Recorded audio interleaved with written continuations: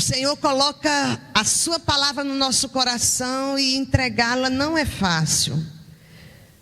Mas eu creio que aquele que ministra, aquele que fala, ele vai poder falar ao seu coração. O tema da nossa mensagem hoje é Jesus, o nome acima de todo nome.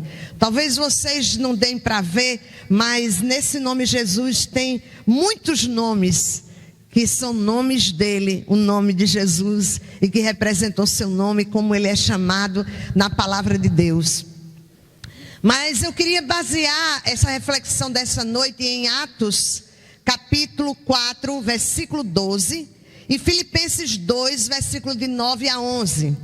Diz assim a palavra do Senhor: não há salvação em nenhum outro, pois debaixo do céu não há nenhum outro nome dado aos homens pelo qual devamos ser salvos. Eu queria que a congregação lesse bem forte, vamos lá? Não há salvação em nenhum outro, pois debaixo do céu não há nenhum outro nome dado aos homens pelo qual devamos ser salvos. Sabe por quê? Filipenses responde, Filipenses 2, de 9 a 11, diz: por isso Deus o exaltou à mais alta posição, e lhe deu o nome que está acima de todo nome, para que ao nome de Jesus se dobre todo joelho, no céu, na terra e debaixo da terra, e toda língua confesse que Jesus Cristo é o Senhor, para a glória de Deus Pai. Amém? Amados, a maioria das pessoas não pensa muito sobre nomes.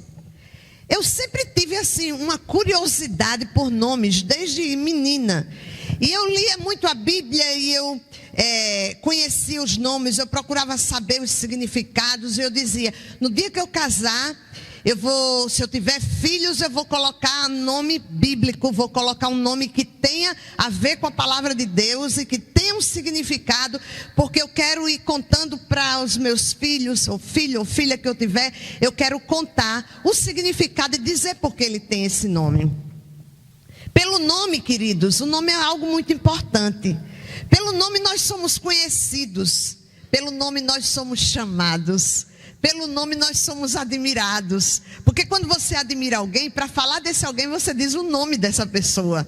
Então, pelo nome nós somos admirados, pelo nome também nós somos rejeitados.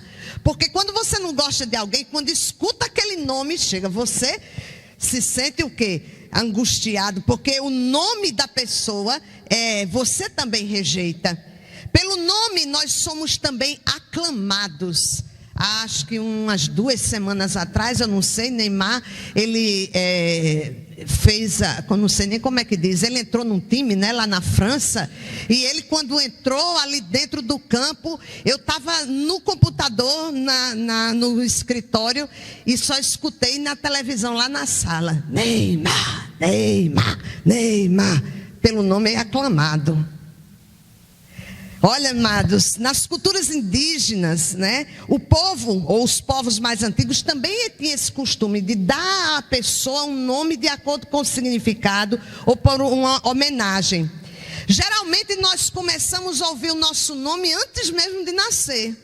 É ou não é verdade? Quando a gente descobre o sexo do bebê, antes era com 3, 4 meses, aí a coisa foi diminuindo, né? Antes era 5 meses, era mais certo.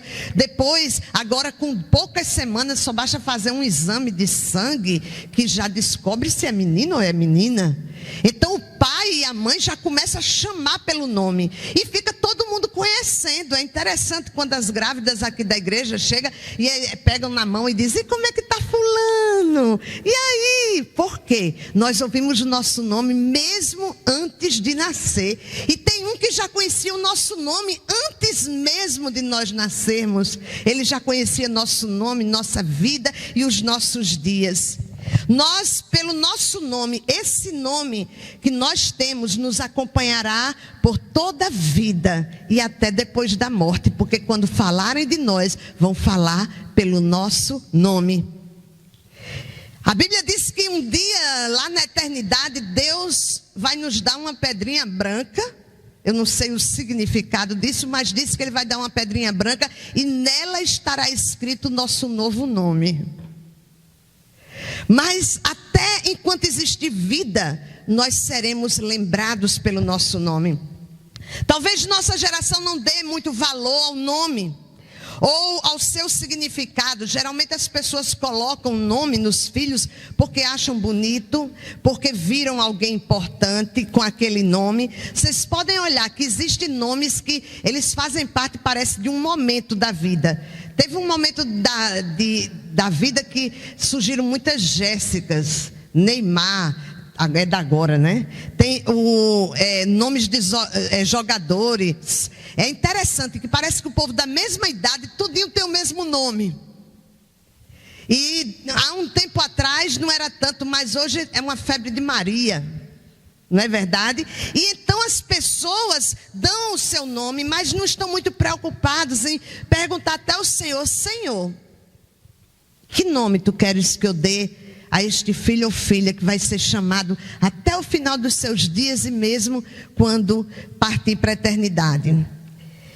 Eu gosto de falar em nome. Eu tenho uma história com o meu nome, apesar de não saber durante 18 anos da minha vida o significado do meu nome, mas eu gostava do meu nome, nem sabia o que era e eu gostava. E lá em casa tem um negócio interessante com o nome. Meu pai era Luzardo, minha mãe Auri. Auri significa ouro e Luzardo, luz ardente. A primeira filha fez uma junção do nome dos dois, colocou Luz Auri. A segunda eles não tiveram muita criatividade, né? Aí colocaram Luz Aurides. Aí veio uma terceira gravidez e era também uma menina, mas ela nasceu morta. E às vezes eu fico pensando, eu sei que ela está lá na eternidade, mas meus pais, eles queriam um filho. E por que queriam um filho? E essa menina, ela nasceu morta, eu vim.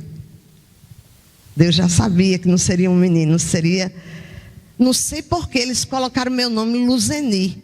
Eu acho que eles acharam parecido com a das outras, né? O meu pai Luzardo. E somente aos 18 anos eu descobri que eu tinha também um nome. E tinha um nome que eu gostei, porque eu creio que Deus também escolheu para mim. Minhas irmãs seria Luz de Ouro. Porque Luz Auri, luz de ouro. E eu vim, Luzeni, luz que brilha. E eu louvo a Deus porque eu acredito que nós temos um nome, porque a Bíblia inclusive coloca que Jesus trocou o nome de muitos discípulos, não é verdade?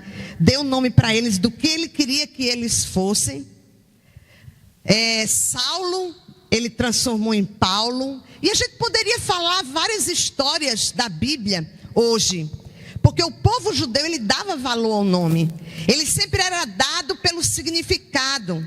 E há umas semanas atrás o irmão Ivanildo me chamou e disse: irmão, olha, nós vamos colocar, o que a irmã acha? Colocar o nome do meu pequeno grupo de Jeramel. Eu digo, certo? Ele disse, porque eu procurei saber o significado. E tenha compaixão.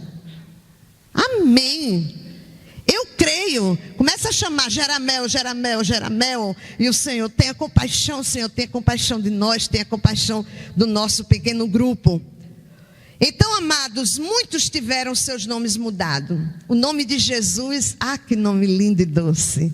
O nome de Jesus foi profetizado 700 anos antes dele nascer. Isaías, nós vamos ver aqui, disse: o seu nome será maravilhoso conselheiro, Deus forte, Pai eterno, príncipe da paz. Ainda Isaías profetizou: e eis que a virgem conceberá e dará à luz um filho, o qual será chamado Emanuel. Mas o nome de Jesus, Emanuel, quer dizer Deus conosco. Após séculos, o nome de Jesus ainda provoca controvérsias. Uma mistura de sentimento no coração das pessoas. Ninguém pode ficar indiferente, até porque a história foi dividida antes e depois de Cristo.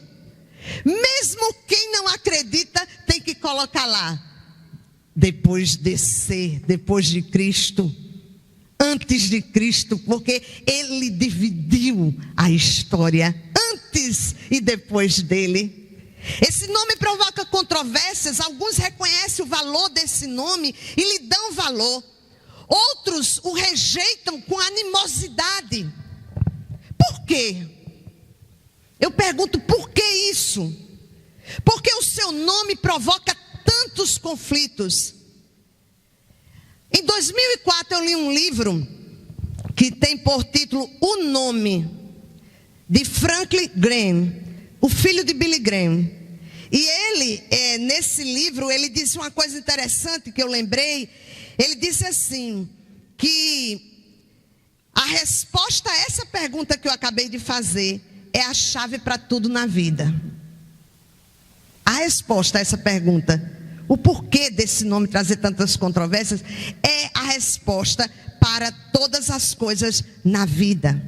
Por isso o apóstolo Paulo, inspirado por Deus, ele escreve sobre este nome em Colossenses.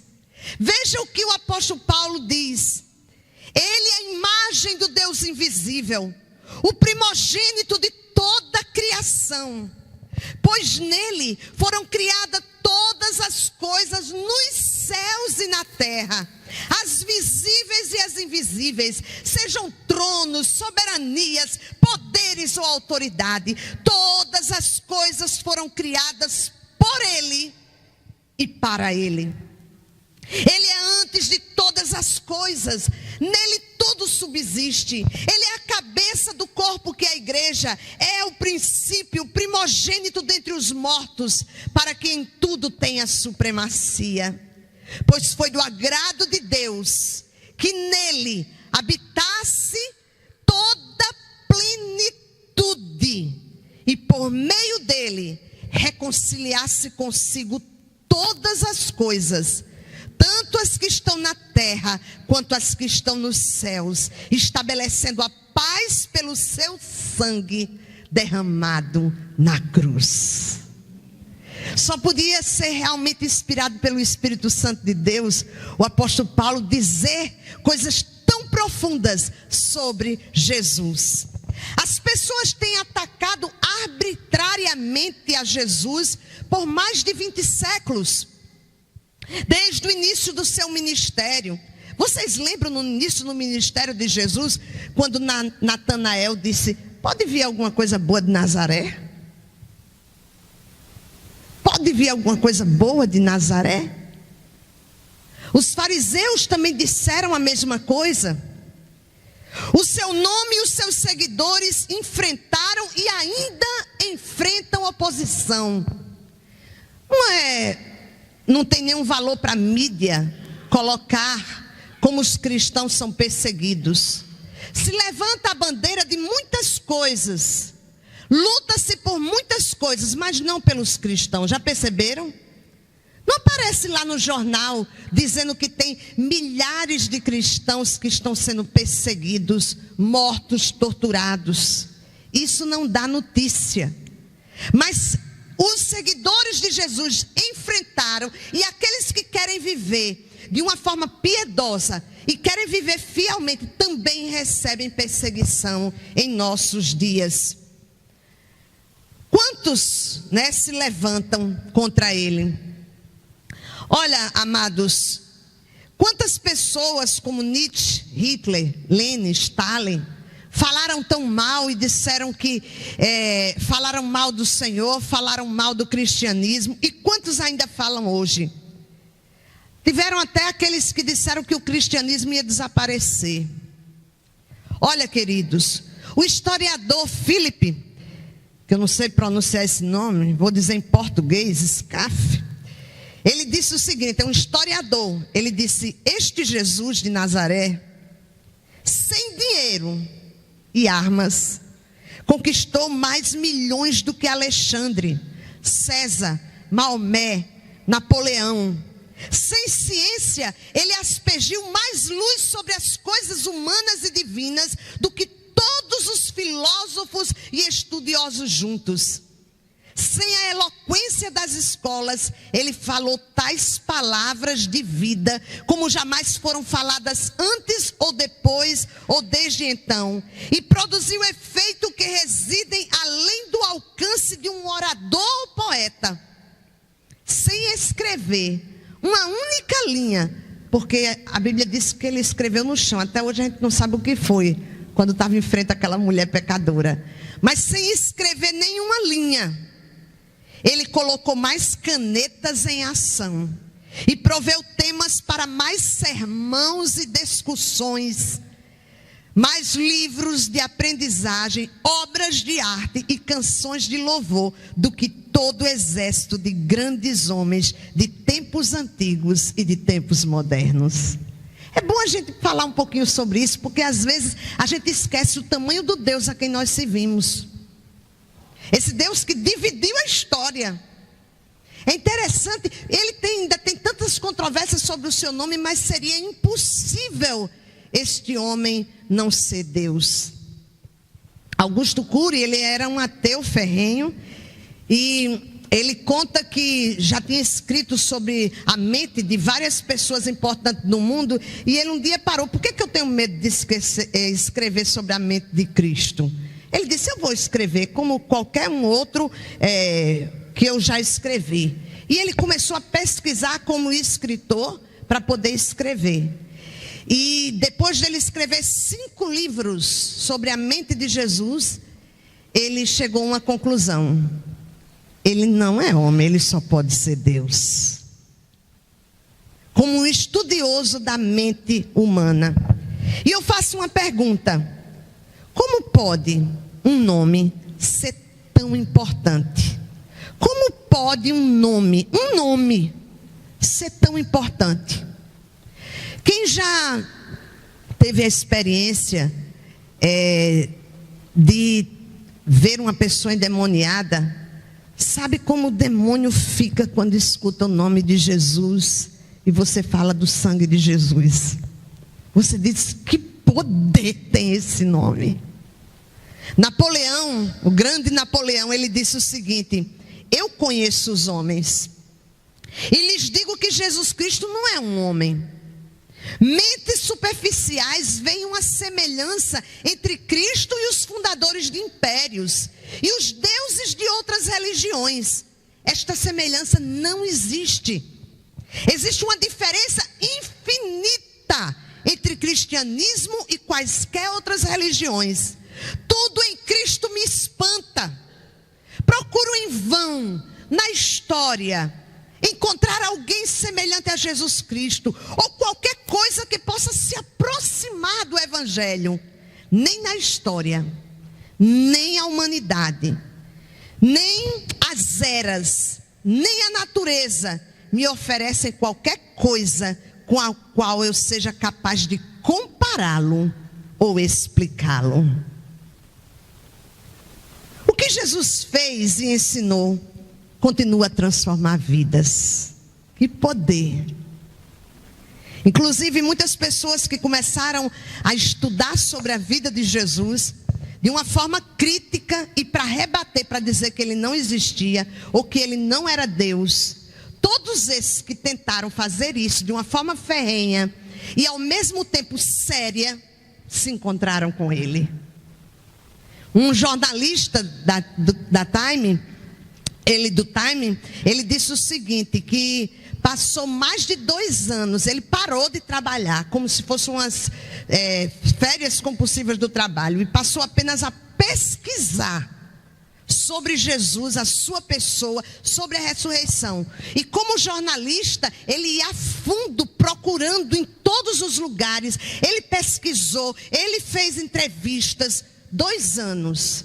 E depois ele disse assim: olhe, racionalmente, na verdade ele começou a fazer isso porque ele queria mostrar para a mulher dele que Jesus não era Deus, porque ela acreditava. E ele disse, eu vou provar para ela.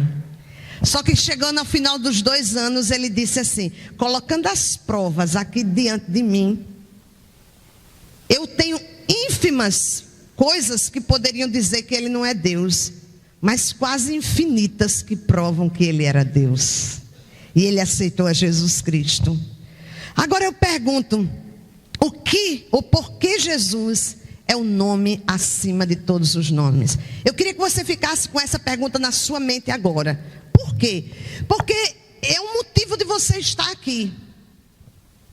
Talvez você tenha vindo por comodidade ou por costume, mas você veio e Ele está aqui. E a minha oração é que Ele fale ao seu coração. Por que que Jesus tem um nome que está acima de todos os nomes? Vamos tentar responder. Primeiro, porque Ele é Deus. Porque Ele é Deus. Jesus não foi apenas homem. Ele era 100% homem e 100% Deus. Ele apenas não julgou por usurpação ser igual a Deus. Ele se esvaziou de ser Deus enquanto esteve aqui, para poder sentir as minhas dores, as suas dores, para poder lhe compreender, para poder me compreender, para poder morrer como homem no meu e no seu lugar. Um anjo o anunciou antes do seu nascimento. E o anjo disse: ele será chamado Emanuel, que traduzido é o quê? Deus conosco. Deus é o maior comunicador da história. Ele se revelou aos homens através da natureza, através dos profetas. Ele se revelou através da sua palavra. Ele se revelou através de anjos, através da natureza muitas vezes. Mas ele viu que o homem ainda não compreendia quem ele era. E ele se fez homem para dizer: eu amo você. Eu sou justo juiz. Sei que não tem saída para você. Você pecou. Mas eu sou tão justo que eu vou mandar o meu filho justo Deus pagar o preço do seu pecado, para que, se você quiser, você poder ter vida. Ele é Deus. A sua palavra diz em João, capítulo 1, versículo de 1 a 3, no princípio era aquele que é a palavra. Ele estava com Deus e era Deus. Ele estava com Deus no princípio. Todas as coisas foram feitas por intermédio dele. Sem ele, nada do que existe teria sido feito. O nome dele está acima de todos os nomes, porque ele é Deus. Ele é o Deus que se fez homem.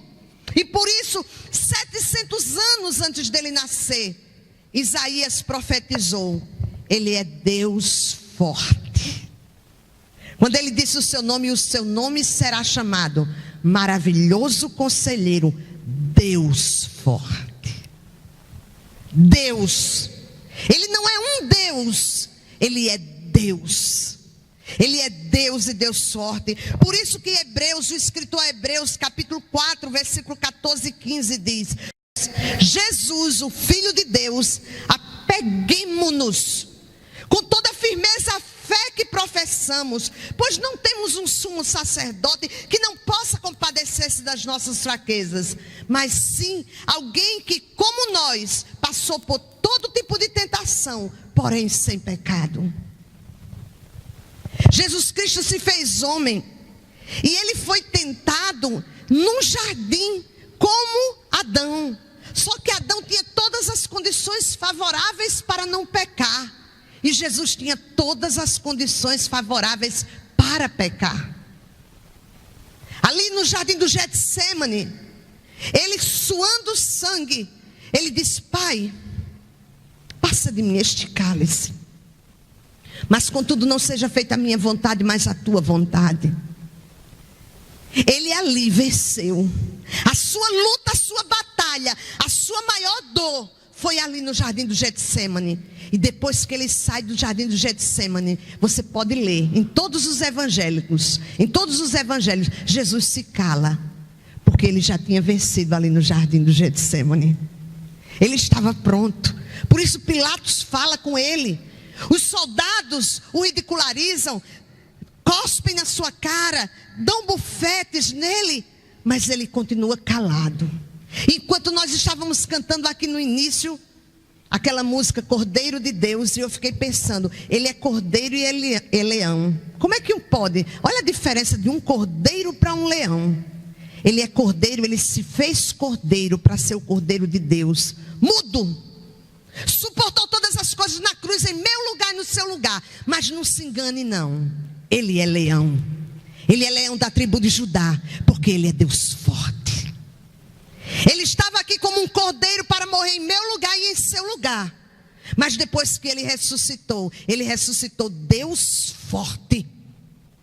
E ele agora é juiz de todos.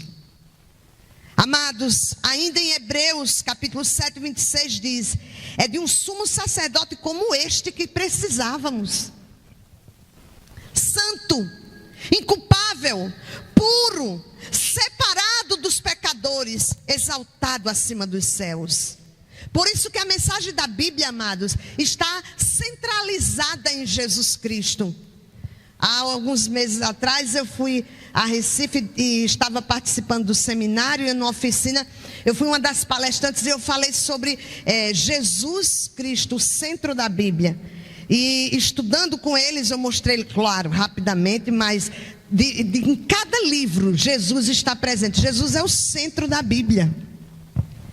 Olha, amados, no Gênesis, Deus promete que mandaria o Filho do Homem que esmagaria a cabeça da serpente.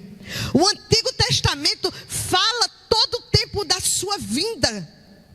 O Pentateuco apresenta suas figuras simbólicas, mostrando que cada figura daquela representava Jesus. Os profetas apresentam as profecias a respeito dele. Os salmos apresentam os sentimentos de Jesus e também profetiza a sua vida. O Novo Testamento apresenta Jesus como uma resposta às profecias do Antigo Testamento. Ele é o centro, porque o Antigo diz que ele vem, e o Novo Testamento diz que ele veio e que voltará. Amados, as cartas nós podemos ver que falam, os evangelhos apresentam os fatos a respeito de Jesus. As epístolas apresentam os frutos, ou como deve ser a vida daquele que segue a Jesus.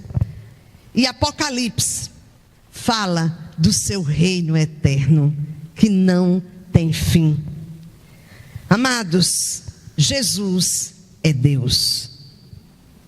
Você pode acreditar ou não, ele vai continuar sendo Deus. Sem fé é impossível agradar Deus. Eu estava dizendo ontem para as mulheres, quando eu falei para as mulheres aqui, na reunião da MCM, e eu estava dizendo para elas que quando Jesus Cristo, ele aparece primeiro quando ressuscita para as mulheres, parecia uma coisa sem lógica, porque a palavra de uma mulher na época de Jesus não tinha valor. Mulher não podia testemunhar. Um menino de 12 anos podia diante do juiz testemunhar. Uma mulher não, a palavra dela não tinha valor. Jesus, ironicamente, aparece para as mulheres e diz: vai e diga para eles que eu ressuscitei. Ele sabia para quem estava dizendo, porque mulher gosta de contar as coisas nos mínimos detalhes. E por isso que Deus nos escolheu para proclamar. Mas não somente por isso. É porque quem ouvisse teria que crer naquela palavra que não tinha poder diante dos homens. Mas se a pessoa quisesse, veria a glória de Deus, como elas viram e creram. Ele é Deus. Você creia, ou crendo ou não.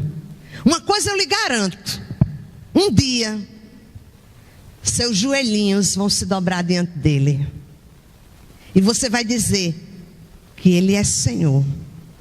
Não sei se você vai dizer para a salvação ou para a condenação, mas vai professar. Porque todo joelho se dobrará diante dele. Pense nesse dia, porque esse dia virá, porque ele é Deus. Eu sem Deus não sou nada, mas ele sem mim continua sendo Deus. E Jesus é Deus. Por Por que esse nome está acima de todo nome? Segundo, porque ele é o único que transforma vidas e ainda dá vida eterna. Eu coloquei umas imagens de algumas pessoas, lembrando, por exemplo, Pedro, que era tão frágil, era forte como pescador, mas era fraco em negar. Era um temperamento explosivo, mas o Senhor transforma aquele homem. E diz a história que ele foi morto e disse que quando iam crucificá-lo, ele disse que não era digno de ser crucificado da mesma forma que o seu mestre. E ele pediu que fosse crucificado, então de cabeça para baixo. Que mudança! Como este homem mudou quando teve encontro verdadeiro com Jesus, que é Deus. Nós vemos João, ele não foi sempre aquele discípulo do amor, não, gente. João foi chamado por Jesus Boanerges, filho do trovão, porque ele e o irmão dele eram um temperamento, de fogo. Senhor, não te receberam aqui em Samaria. O Senhor quer que a gente ore, pedindo que Deus mande fogo do céu para queimar todos eles, Jesus. Que acalma, Boanerges, filho do trovão. Mas depois que tem um encontro com Jesus, que é Deus, ele passa a ser chamado discípulo do amor. Leia as epístolas de João. Filhinhos, amados, amemos uns aos outros, porque Deus é amor. Quem não ama não conhece a Deus. Foi transformado. Jesus, ele é Deus, e a prova é que ele transforma vidas. Nós vemos, por exemplo, a mulher adúltera, que Sara Jéssica falou hoje pela manhã. A mulher samaritana que foi pegar água num poço de meio-dia. Ela aguentou aquele sol, ninguém ia pegar, porque ela era uma mulher que já tinha tido 5 maridos, e o que ela tinha agora não era dela. E a mudança depois que ela se encontra com Jesus, que é Deus, foi tão grande que ela não se preocupou mais com ninguém. Foi a primeira missionária. Ela chegou na cidade e gritando, falando alto, chamou todo mundo e disse: venham conhecer aquele que disse tudo sobre mim. Será porventura o Cristo? E depois o povo daquela cidade, quando vai ouvir Jesus, disse: já não é mais pelo que tu falastes, mulher, mas porque temos visto e cremos que ele é o Cristo de Deus, ou seja, o Messias enviado de Deus. Amados, só Cristo pode dar uma nova vida. Por isso que lá em 2 Coríntios capítulo 5, versículo 17 diz: quem está em Cristo, nova criatura é. As coisas velhas já passaram, eis que tudo se fez novo. Quando temos um encontro verdadeiro com Jesus, nós mudamos. Se não mudamos ainda, porque não somos nova criatura. Tem gente que diz assim: eu já nasci crente, eu já nasci cristão, eu não preciso aceitar a Cristo. Se você nunca mudou, você precisa ter um encontro real e pessoal com Ele, que é Deus, para que a sua vida seja mudada. Ele disse: sem mim nada podeis fazer. Nas religiões, toda e qualquer religião que existe no mundo, você precisa mudar para entrar nela. O cristianismo é o único que diz assim, que é o próprio Jesus. Ele diz: vinde a mim, todos vós que estáis cansados e oprimidos, e eu vos aliviarei. Tomai sobre vós o meu jugo e aprendei de mim, que sou manso e humilde de coração, e encontrareis descanso para as vossas almas. É totalmente diferente, amados. Se você diz assim: eu preciso mudar para poder aceitar Cristo como meu Senhor e Salvador, você está enganado. Você precisa vir como está, porque quem faz mudança é Ele. A gente precisa estar na videira para poder dar fruto. Você não pode mudar sem Ele, nada você pode fazer. Ele disse: eu vim para que tenham vida e a tenham em abundância. O processo de mudança, ele é divino. Ele é realizado pelo Espírito, que passa a habitar em nós. Ele é único, Ele que faz tudo por nós. Temos apenas que receber e viver nele. Nós estávamos na escola bíblica dominical, estamos estudando o Sermão do Monte. E no início, quando nós começamos a estudar, as pessoas disseram, era muito difícil, mas eu acho... E a gente estudou se era relevante para essa época o Sermão do Monte. Porque parece uma coisa impossível. É impossível para quem não tem Cristo como Senhor e Salvador. É impossível viver o Sermão do Monte se você não estiver em Cristo. Mas se você estiver em Cristo, você vai frutificar. Você vai ter o fruto do Espírito e você vai conseguir viver o Sermão do Monte. É impossível para quem não é ainda um verdadeiro cristão. Esse processo de mudança só Ele pode fazer. É Ele que opera. A Bíblia diz que Ele opera em nós tanto querer como realizar. E a Bíblia diz também, posso todas as coisas naquele que me fortalece. Não é na sua força, mas é na força dele. Ele só quer que você peça a Ele, que você reconheça que não pode. E quando você diz, Senhor, tem misericórdia e me ajuda, aí Ele vem e Ele realiza em você e por você. Amados, Ele é o único que pode dar vida eterna. Só quem pode dar vida eterna é Deus, e Jesus é Deus. E por isso Ele diz, quem crê em mim tem a vida eterna. Ele não diz terá. E é por isso que o mundo não aceita. E muitos se engasgam quando a gente diz eu estou salvo, porque acha que a gente está dizendo que é bom. Mas nós dizemos eu estou salvo, quem realmente reconhece Jesus Cristo como Senhor, porque crê no que Ele disse. Você acreditar que não pode ser salvo, ninguém pode. Se você pensa nisso é porque você não crê na palavra dele. Ele disse, quem crê em mim tem a vida eterna, e ainda que esteja morto, viverá. Ele disse, porque pela graça sois salvos, mediante a fé. Isto não vem de vós, é dom de Deus. Sabe o que é isso? Você não pode conseguir mudar a sua vida. Não serão as suas obras, mas é pela fé no Filho de Deus, Jesus Cristo, o nome que está acima de todo nome. Por isso Ele pode dizer, eu sou a ressurreição e a vida. Ele pode dizer, eu sou o caminho. Ele podia dizer, e Ele mostrou através das vidas mudadas. Sabe qual é o problema? É que a gente quer ver para acreditar. Você não vai ver nunca. Mas se você crer, você verá a glória de Deus. Quem realmente teve um encontro com Jesus, começa a ver a mudança na sua vida. Começa a escutar o Espírito Santo falar e ministrar o seu coração. A Bíblia diz que quando a gente aceita Jesus como Salvador, o Espírito Santo passa a viver dentro de nós. E quando Ele passa a viver dentro de nós, Ele faz a mudança. Diz que Ele é o penhor de Deus, é a garantia de que nós temos a salvação. Se você disser, eu não mereço, não merece mesmo não.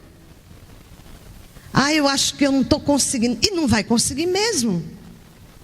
Mas se você depender dele, nele você conseguirá. Os galhos de uma árvore, eles não precisam fazer nada. Quem faz tudo é a árvore, a raiz. Mas quando o galho está ligado à árvore, ele dá fruto. Vem do Senhor, daquele que é Deus. Ele é o único que trouxe vida ao que já havia morrido. E Ele garante, basta que você creia e reconheça que não há força ou poder, e que tudo vem dEle, e que tudo vem dEle para a glória do nome dEle. Terceiro, porque Ele é o único que morreu e ressuscitou.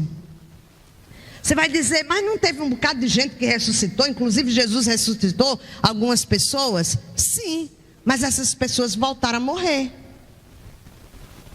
Nenhum líder religioso, nenhuma história da humanidade, nenhum morreu e ressuscitou para viver para sempre. Todos eles têm seu túmulo, mas o túmulo está vazio, porque Ele ressuscitou e está à direita de Deus, intercedendo por aquele que nele crê, que espera nele.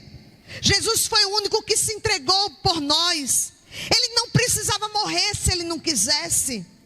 Nenhum daqueles que o feriram tinha o poder para tirar a sua vida. Ele a deu. Não pense que os romanos mataram Jesus. nem os judeus. Ele quis, quando Pilatos disse: você não sabe que eu posso te defender?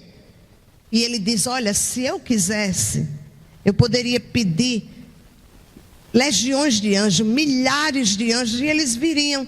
Ele poderia, inclusive, naquela hora, se ele quisesse, destruir a terra toda, a sua criação.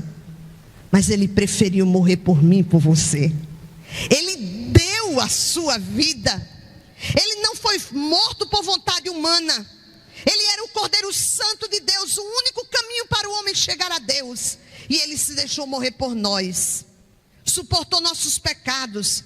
Imagine quando você faz uma coisa errada, que fica doendo na sua consciência, doendo. Enquanto você não se reconcilia ou confessa, você não tem paz.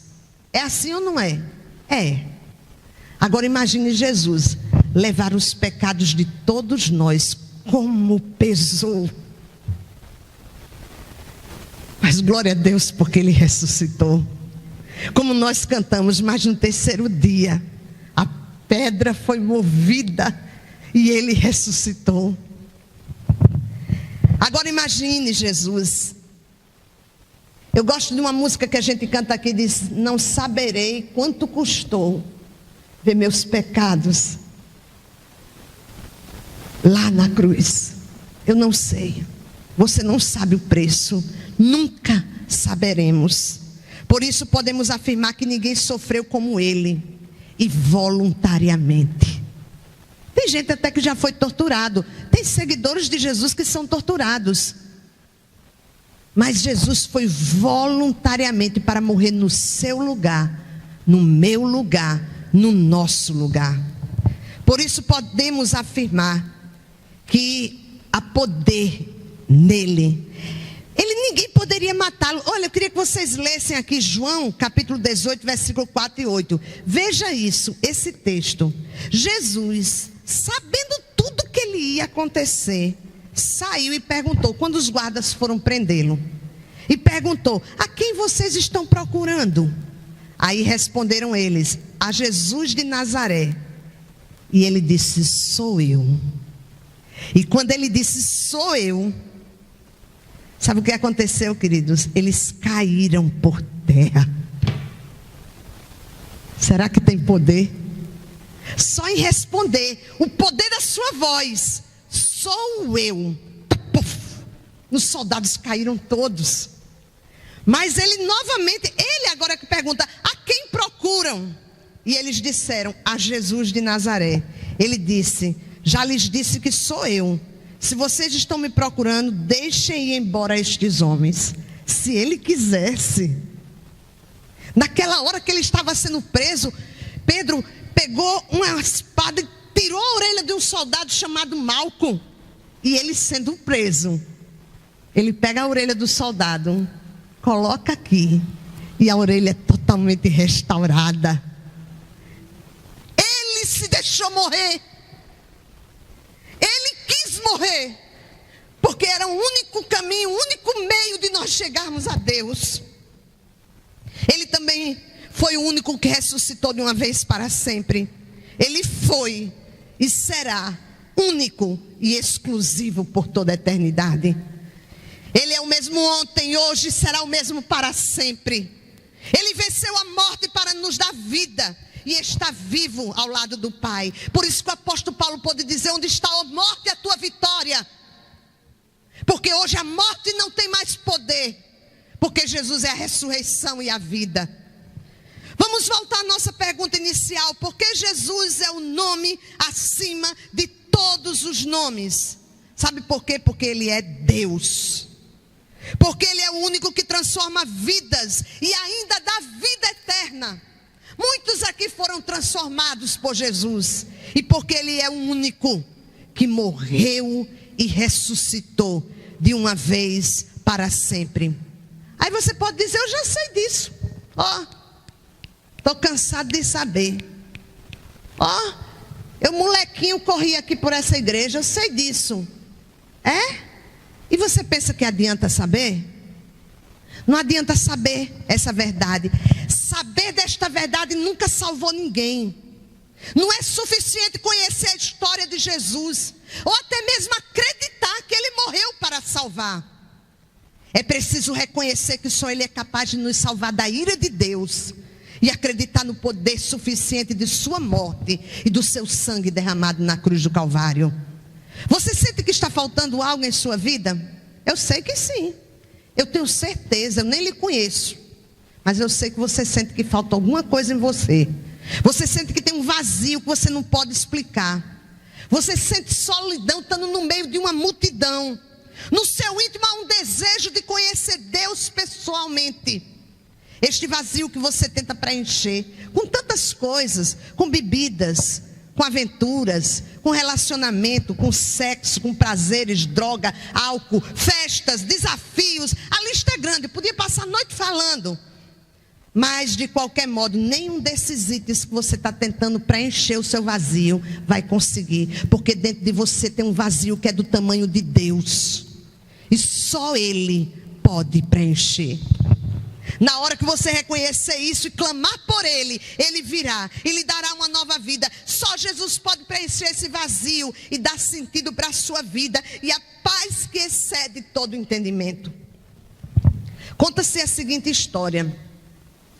Vou ler rapidamente a história para vocês.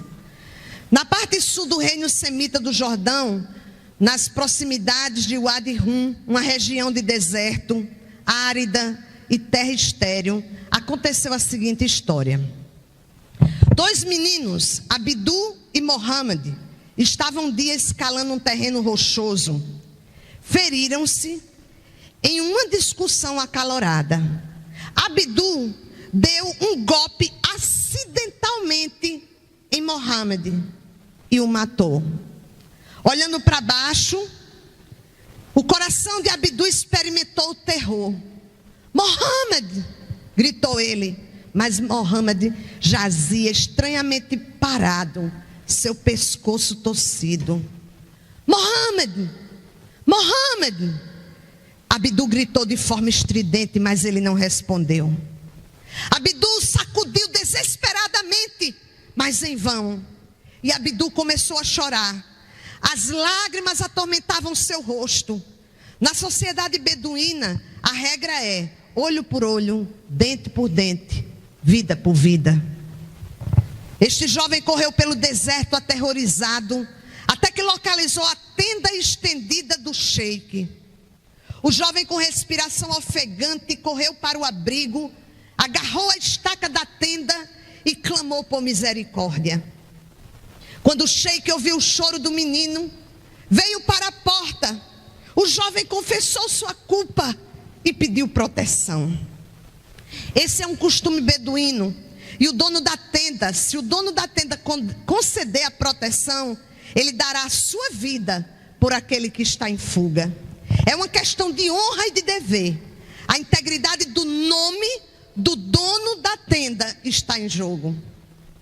O sheik olhou para o jovem desesperado, com as juntas dos dedos brancas de tanto apertar a estaca na tenda.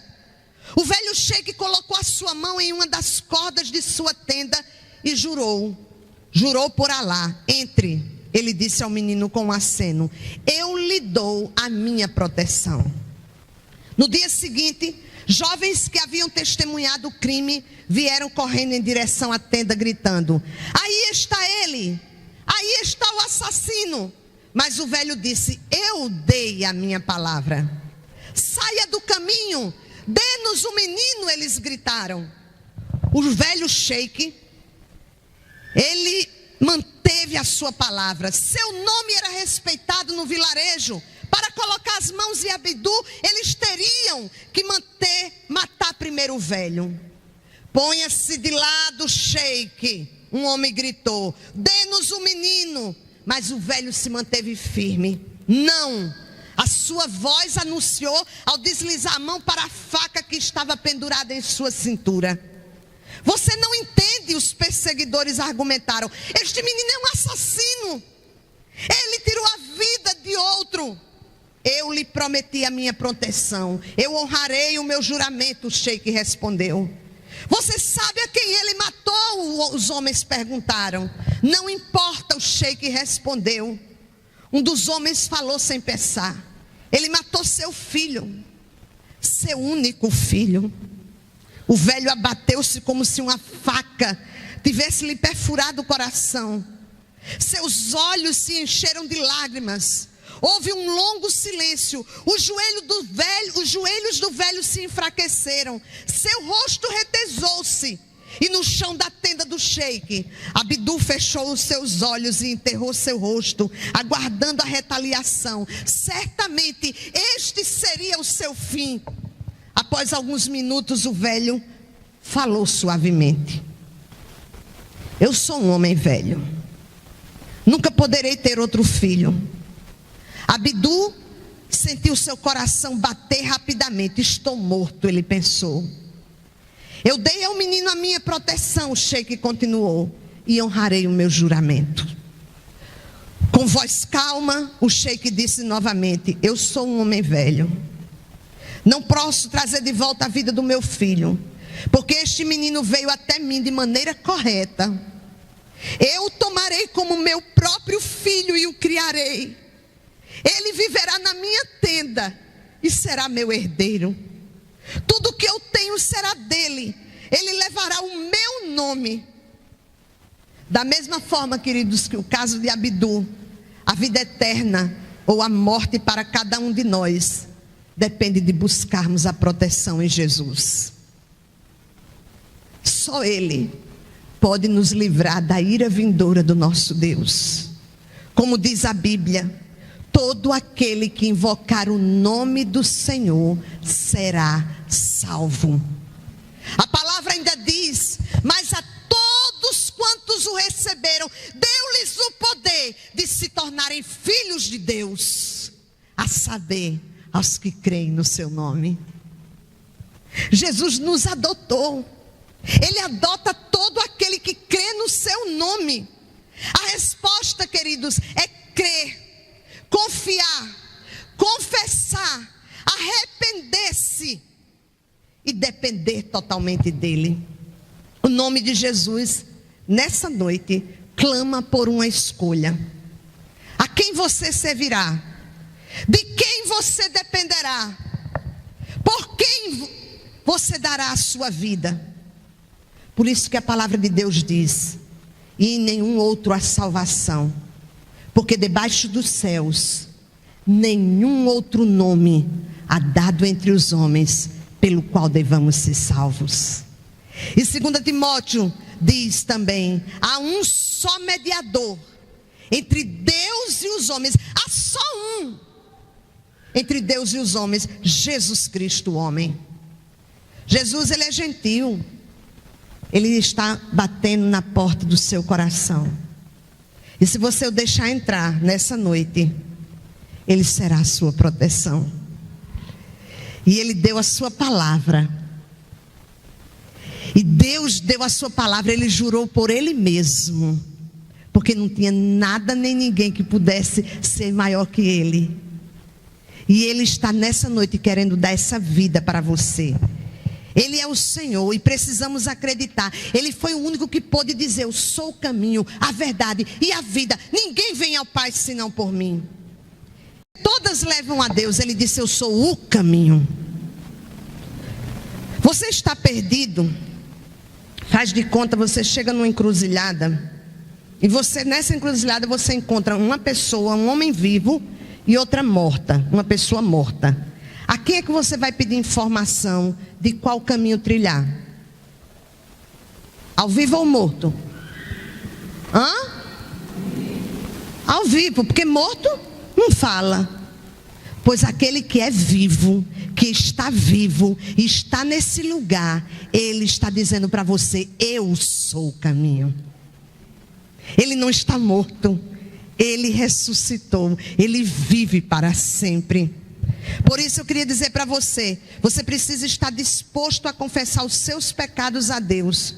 Primeiro, pedir-lhe perdão e dizer-lhe que quer mudar a sua vida e se afastar dos seus pecados. Segundo, pela fé, pedir que Jesus entre na sua vida, que assuma o controle da sua vida e deixar que Ele seja o Senhor.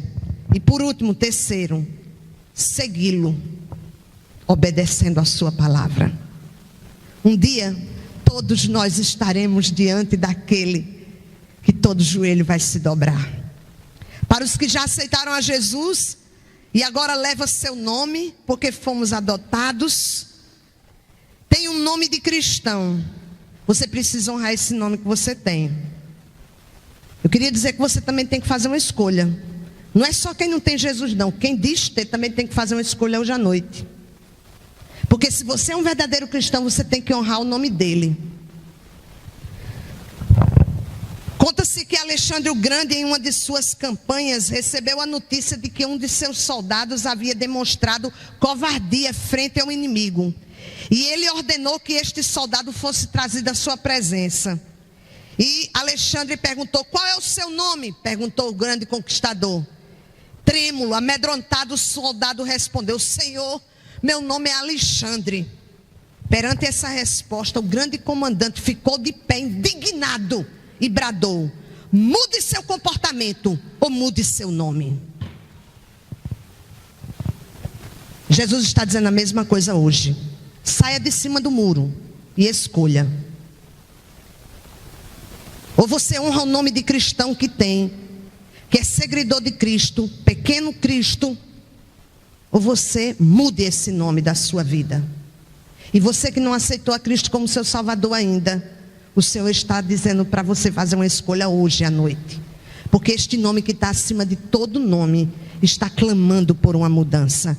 A escolha é sua. Vamos orar?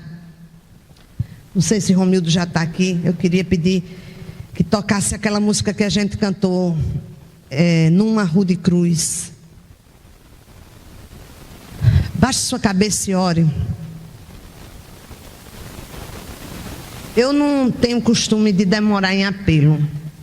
Quem me conhece bem pouquinho, pelo menos um pouquinho, sabe disso. Mas eu também estou sendo impactada por esse nome nessa noite e eu não posso sair daqui sem perguntar. Porque diante do poder desse nome, você tem que tomar uma escolha. Se você não fizer nada, não levantar a mão, se você não se levantar, você já está fazendo uma escolha. E eu respeito, e Deus também respeita, viu? Se você não quiser aceitar, Ele respeita. É uma escolha que você está fazendo. Mas que pena que você não está fazendo a escolha certa. Porque só há salvação neste nome. E eu queria perguntar: você quer aceitar Cristo hoje como Salvador? Você que foi criado aqui nessa igreja, você que se acha cristão, você que conhece essa história que eu falei aqui, você diz: ó, já estou careca de saber. Mas que você ainda não tomou uma decisão ao lado dele, vem aqui à frente agora em nome de Jesus. Levante-se. Se você não tiver coragem de vir sozinho, alguém virá com você. Eita, eu fico pensando naquele dia, quando eu estiver diante do meu Deus. E hoje alguém perguntou para mim: Luzeni, por que parece que o Deus na escola bíblica, o Deus do Antigo Testamento, ele é diferente? Por quê? E eu disse: ele não mudou não, ele é o mesmo. Ele ainda continua sendo fogo consumidor, ele continua ainda sendo justiça, ele continua sendo santo, santo, santo. A diferença é que agora Jesus se coloca entre você e ele, e a ira de Deus foi toda para Jesus, para que você seja livre e tenha uma nova vida. Diante de uma mensagem, de uma palavra dessa, como é a palavra de Deus, você vai ficar indiferente. Você vai escolher não seguir. Pense, a sua escolha tem consequência eterna. Queria dizer mais uma coisa a você: você não sabe quanto tempo você vai viver. Por que tem que ser rápida essa decisão que nós temos que tomar? Porque não sabemos do amanhã. Esse poder que tirou Jesus da morte, Ele quer mudar a sua vida, tirar você de uma vida de pecado, uma vida de egoísmo, uma vida centrada em você mesmo, para que você possa viver para este Jesus que ressuscitou. Eu queria pedir que todos nesse momento ficassem de pé. A gente vai cantar essa música. E se alguém sentir no coração desejo, não tenha vergonha não. Jesus não teve vergonha de carregar a cruz para você. Ele carregou como o Cordeiro de Deus mudo. Não era pecado dele não, era o seu pecado. E porque nós temos vergonha, ore pela pessoa que está ao seu lado. E eu queria dizer para você, cristão, tenha cuidado com o nome que você leva. Se você está com este nome, diz que tem esse nome, mas está tendo uma vida que não dignifica o seu Deus, querido, tome uma decisão também hoje à noite em nome de Jesus. Porque o nome de Jesus clama por uma escolha. Vamos cantar, e se você deseja, eu peço a você em nome de Jesus, você levante e venha aqui.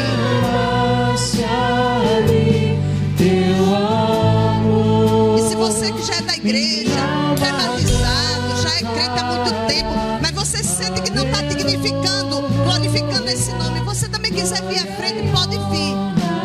É uma posição que você está tomando na presença do Senhor. Nós daremos essa oportunidade só enquanto a gente está cantando essa música. E eu vou cantar também, porque eu acho linda essa música, maravilhosa. Eu fico pensando naquele momento, Jesus ali, todo ensanguentado, ele, o santo Cordeiro de Deus, puro. E ele estava carregando o meu pecado. O pecado já não me prende. Prende não? O pecado não está prendendo você não. Ele quer lhe deixar livre para que você tenha vida e vida em abundância. Nada devo mais pelo sangue que derramou na cruz. O pecado já não me prende mais. Em Jesus livrar, livre viverás.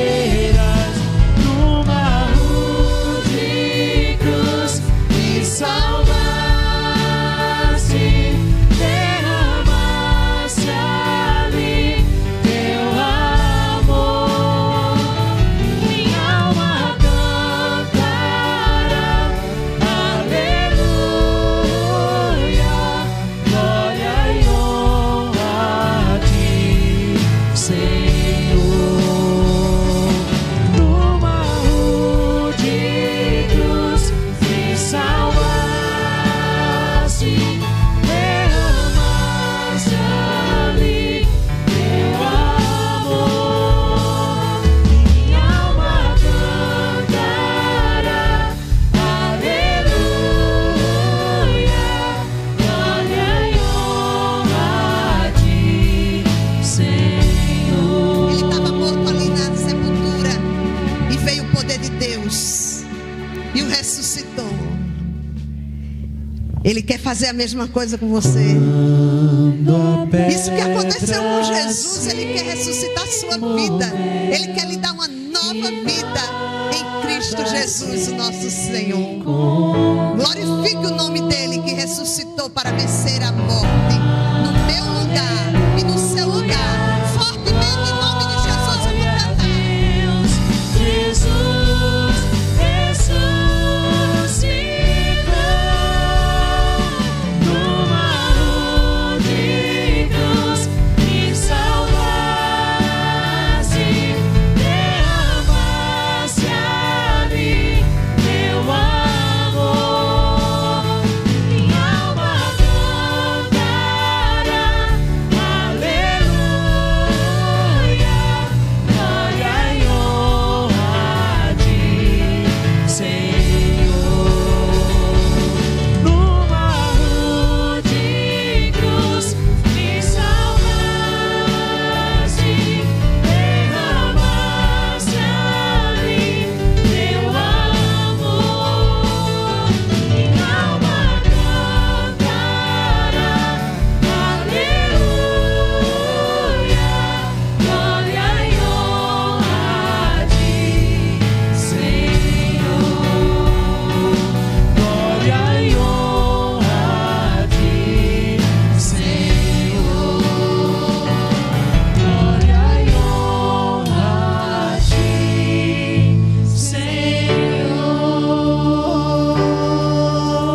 Nós vamos orar. Você já fez a sua decisão. Quando Jesus estava ali na cruz, teve quem decidiu lavar as mãos, teve quem o abandonou e teve quem o recebeu. Aquele pecador ali do lado da cruz, ele reconheceu Jesus como rei. E ele disse: lembra-te de mim quando entrares no teu reino. E Jesus disse: hoje mesmo estarás comigo no paraíso. Senhor, obrigada porque tu morrestes no nosso lugar. Não tenho palavras, nem nenhuma expressão humana para agradecer. Eu jamais saberei quanto custou. Mas eu queria dizer: Senhor, eis-me aqui. Usa-me para o louvor da tua glória. Usa-me como instrumento em tuas mãos. Que eu possa viver só para ti, Senhor. Até aquele dia maravilhoso, quando encontrarei contigo e tu poderás dizer: vinde bendito para o meu Pai. Entra no gozo do teu Senhor. Obrigada porque Jesus morreu para dar esta certeza e essa segurança, em nome de Jesus. Leva teu povo em paz para casa, Senhor. Dá uma semana abençoada na tua presença. Que tu possas curar aqueles que estão doentes, ou dar graça para aqueles que tens um plano. Que tu possas nos sustentar e que nós possamos honrar o teu nome, para a glória e honra do teu próprio nome, em nome de Jesus. Amém e amém. Que o Senhor nos abençoe. Abraça a pessoa que está ao seu lado, o abençoe em nome de Jesus.